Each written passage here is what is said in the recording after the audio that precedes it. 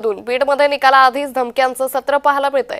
वाल्मिक कराड तुरुंगातून बाहेर येतोय। कराडाबाहेर येईल दीपक देशमुख याच्या रडारवर आहे। बाजीराव धर्माधिकारी यांनी कार्यकर्त्यांना ही धमकी दिली। धर्माधिकारींच्या पत्नी निवडणुकीच्या रिंगणात आहे।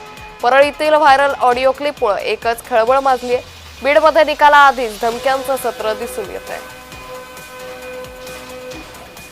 पुन्हा काय चूक झाली माझी? तुमची नाही चूक भाई साहेब, मी वरी सुमुळ्या चाललोय, फक्त नगर सेवकाला नाही चाललो। वरी काय चाललं? अध्यक्ष पदाला सगळं आपलं चाललोय, फक्त नगर सेवकाला नाही चाललोय। अभिमान भाऊन मला निरोप दिला होता। हो ना, म्हणले भाई साहेब, कारण मी तुला आता एवढे जीवाभावातले आपण सगळे मिळून करणं नाही नाही बाकी काही नाही, जायचीच गरज नव्हती तिकडे।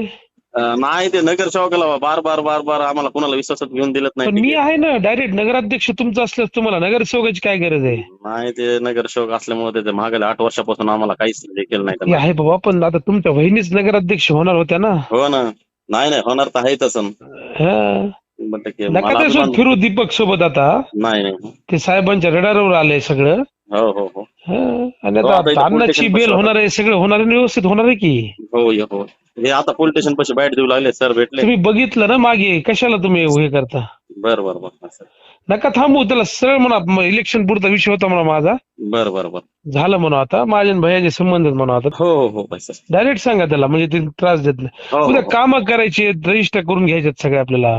भाई साहेब ते नगर सेवक आपलं लय मी आहे ना डायरेक्ट, तुम्हाला माझी टीम म्हणून काम करा ना तुम्ही।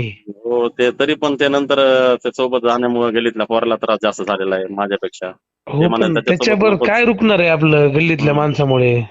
आता तिथं सुनील राव आहेत सगळे, मला त्याला सांगा, मला सांगा काय विषय?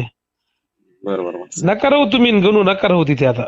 हो हो, काय कशामुळे प्रवेश केला, म्हणजे काय त्याने पैसे दिले का? नाही नाही काहीच नाही, 1 रुपया नाही घातला कुणाकुणाच नाही। कशासाठी काय काय ते म्हणजे थोडं नाराज झालतात, एक तर तिकीट पण नाही आणि पुन्हा परत डबल दिल्यामुळे दिलं काय?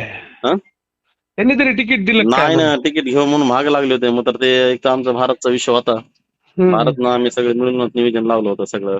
वर साहेबाला बोलला होता 2 वाजता, साहेब म्हणले 2 वाजता सगळ्यांना बोलून घेतो म्हणले, मीटिंग लावतो म्हणले, काय भांडण नाही म्हणले त्या वाडामध्ये। असं सगळं साहेबांना सांगितलं, तर नंतर अचानकच 2:45 तिथं जाहीर करून टाकलं। ठीक आहे, करा आता, व्यवस्थित करा। हो हो, 12 ह्याची फेरमतदानाची मागणी केली, पण त्यांचं लक्षच नाहीये, त्यांचे ते दबावाखाली काम करतात, ह्याची होणार नाही। मी परत विनंती तुमच्या मीडिया मार्फत बी करतोय, अजून मुख्यमंत्र्याला करतोय, पालकमंत्री अजितदादा आहेत त्यांना सुद्धा करतो, आणि आमचे खासदार साहेब यांना सुद्धा आता केली आहे, आणि इलेक्शन कमिशनरला पत्र दिलंय, इथल्या अधिकाऱ्याला सांगितलं की त्या TV 4 दिवसात CCTV कॅमेरे चेक करावे। त्याच्यात सगळे बाहेरगावचे लोक आहेत, बाहेरगावच्या लोकांनी येऊन मतदान केलंय, बोगस मतदान केलं आहे। कुठेतरी अनसिक्युअर्ड वाटतंय की जगमित्र कार्यालयामध्ये अन्न असताना मदतीचा हात सारखं द्यायचे, पण आज तिथं कुठं व्यक्ती दिसत नाहीये, आणि त्या अनसिक्युरिटीमधून ते दोघं गेलेले आहेत। आणि मला सुद्धा, मी पक्षाचा 9 वर्ष अध्यक्ष होतो, आता आमचे अयुबाई शहर अध्यक्ष आहेत, पण मलाही वाटलं की जर ह्या कारणासाठी आपले सहकारी जात असतील, आणि हा कॉल मी निवडणूक झाल्यावर केलेला आहे, निवडणुकीच्या आधी कुठलाही दबाव टाकलेला आहे।